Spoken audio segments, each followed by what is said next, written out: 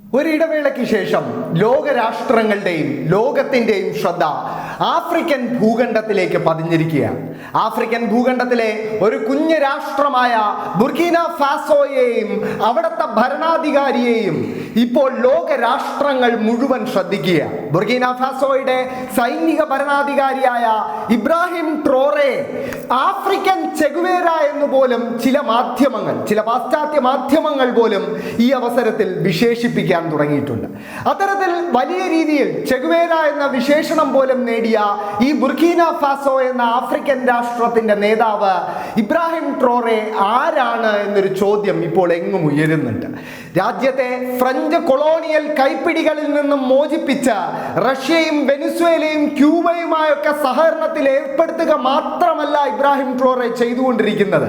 പകരം ഒരേ സമയം ഇസ്ലാമിക തീവ്രവാദികളെ അടിച്ചമർത്തുകയും അതേസമയം പാശ്ചാത്യ ശക്തികൾ രാജ്യത്ത് നടത്തിക്കൊണ്ടിരിക്കുന്ന നവകൊളോണിയൽ ചൂഷണങ്ങൾക്ക് ഒരവസാനം കാണാൻ കിണഞ്ഞ് പരിശ്രമിക്കുകയും കൂടിയാണ് ഈ ആഫ്രിക്കൻ രാജ്യത്തിന്റെ സൈന്യാധിപൻ. ഇബ്രാഹിം ട്രോറെ എന്ന 37 വയസ്സുകാരൻ ഇപ്പോൾ ലോക ശ്രദ്ധ നേടിക്കൊണ്ടിരിക്കുകയാണ്. ഏതാനും ദിവസങ്ങൾക്ക് മുമ്പാണ് അദ്ദേഹം റഷ്യയിൽ ഒരു സുപ്രധാന ചടങ്ങിൽ മുഖ്യാതിഥിയായി പങ്കെടുക്കുന്നത്. സോവിയറ്റ് യൂണിയൻ നാസി ജർമ്മനിയുടെ മേൽ വിജയം നേടിയതിന്റെ 80ാം വാർഷികത്തിൽ മുഖ്യാതിഥിയായി പങ്കെടുത്തതിൽ ഒരാൾ ഈ കുഞ്ഞ് ആഫ്രിക്കൻ രാഷ്ട്രത്തിന്റെ നേതാവ് ഇബ്രാഹിം ട്രോറെ കൂടിയായിരുന്നു. ആ Ibrahim Traore Russian president Vladimir Putin സ്വീകരിച്ചത് കോംറേഡ് പ്രസിഡന്റ് എന്ന് വിളിച്ചുകൊണ്ടായിരുന്നു, അതായത് സഖാവ് പ്രസിഡന്റ് എന്ന് വിളിച്ചുകൊണ്ട്. അത്തരത്തിൽ വലിയ രീതിയിൽ ഒരു മാർക്സിസ്റ്റ് ആശയധാരയോട് അനുകമ്പ പുലർത്തുന്ന ഈ നേതാവ് എന്താണ് ഇത്ര വലിയ വിപ്ലവാത്മകമായി ബുർക്കീന ഫാസോയിൽ നടപ്പാക്കിയതെന്ന് അറിയണമെങ്കിൽ കുറച്ച് പിന്നിലോട്ട് പോകേണ്ടി വരും. 2010 ഇദ്ദേഹം സൈന്യത്തിൽ ചേരുന്നു. അതിനുശേഷം സൈനിക സേവനത്തിൽ പടിപടിയായി ഉയർന്ന് UN-ന്റെ സമാധാന സേനയിലടക്കം പ്രവർത്തിച്ച ശേഷം 2022 ഇബ്രാഹിം ട്രോറെ ബുർക്കീന ഫാസോയുടെ അധികാരം പിടിച്ചെടുക്കുന്നത്. അതിനുശേഷം ഇങ്ങോട്ട് വിപ്ലവകരമായ മാറ്റങ്ങൾക്കായിരുന്നു ബുർക്കീന ഫാസോ എന്ന രാജ്യം സാക്ഷ്യം വഹിച്ചത്. 2023 ജനുവരിയിൽ തന്നെ രാജ്യത്തെ ഇപ്പോഴും നവകൊളോണിയൽ ശക്തിയായ ഫ്രാൻസിന്റെ പിടിയിൽ നിന്നും മോചിപ്പിക്കുന്നതിന്റെ ഭാഗമായി ഫ്രഞ്ച് അംബാസിഡറെ തന്നെ ബുർക്കീന ഫാസോയിൽ നിന്നും പുറത്താക്കി കളഞ്ഞു ഇബ്രാഹിം ട്രോറെ. അതിനുശേഷം ഏതാനും മാസങ്ങൾക്കിപ്പുറം രാജ്യത്ത് തുടരുന്ന ഫ്രഞ്ച് സൈനിക സാന്നിധ്യം അവസാനിപ്പിക്കാൻ ഒരു അന്ത്യശാസനം കൂടി നൽകി ഇബ്രാഹിം ട്രോറെ. ഇതോടെ ഫ്രഞ്ച് സൈന്യത്തിന് കാലങ്ങളായി തുടരുന്ന ബുർക്കീന ഫാസോയിലെ സൈനിക സാന്നിധ്യം അവസാനിപ്പിക്കേണ്ടി വന്നു എന്ന് മാത്രമല്ല, ഈ ബുർക്കീന ഫാസോയുടെ അയൽ രാജ്യങ്ങളായ സെനഗൽ, മാലി, ഐവറി കോസ്റ്റ് എന്നീ രാജ്യങ്ങളിൽ നിന്നുകൂടി പ്രതിഷേധങ്ങളെ തുടർന്ന് ഫ്രഞ്ച് സൈന്യത്തിന് പിന്മാറേണ്ടതായി വന്നു.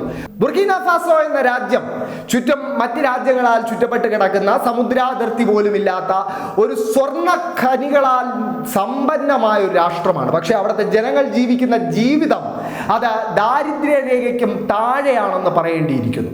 രാജ്യത്തെ സ്വർണ്ണ ഖനികൾ ബഹുഭൂരിപക്ഷവും ഇത്രയും കാലം കൊള്ളയടിച്ചിരുന്നത് ഫ്രഞ്ച്, UK, ഓസ്ട്രേലിയൻ കമ്പനികളായിരുന്നു.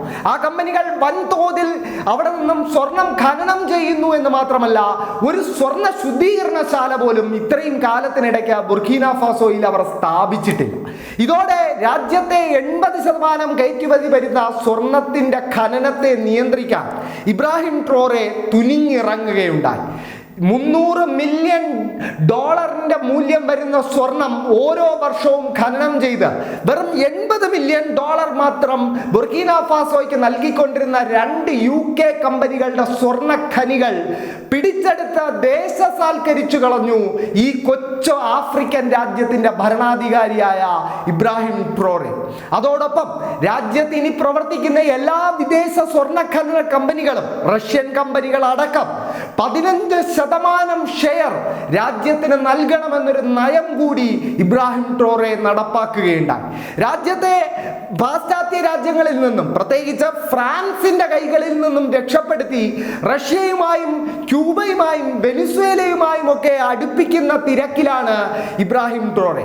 ഇബ്രാഹിം ട്രോറെ രാജ്യത്തെ പാശ്ചാത്യ അനുകൂല മാധ്യമങ്ങളെ നിരോധിക്കാൻ പോലും ഒരു മടിയും കാണിച്ചില്ല എന്നത് എടുത്തു പറയേണ്ടിയിരിക്കുന്നു.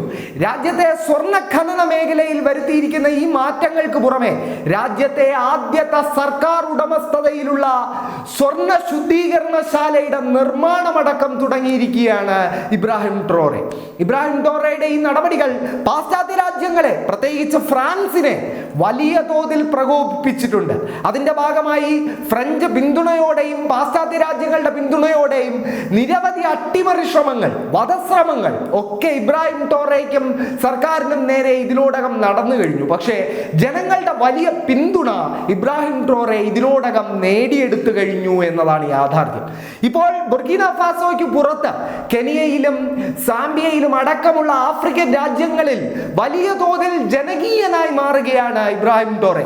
ജനാധിപത്യത്തിൽ വിശ്വാസം നഷ്ടപ്പെട്ട ആഫ്രിക്കയിലെ യുവതലമുറയ്ക്ക് ഒരു പുതിയ പ്രതീക്ഷയായി മാറുകയാണ് ഈ സൈനിക ഭരണാധികാരിയായ ഇബ്രാഹിം ട്രോറെ എന്ന് പറയേണ്ടിയിരിക്കുന്നു.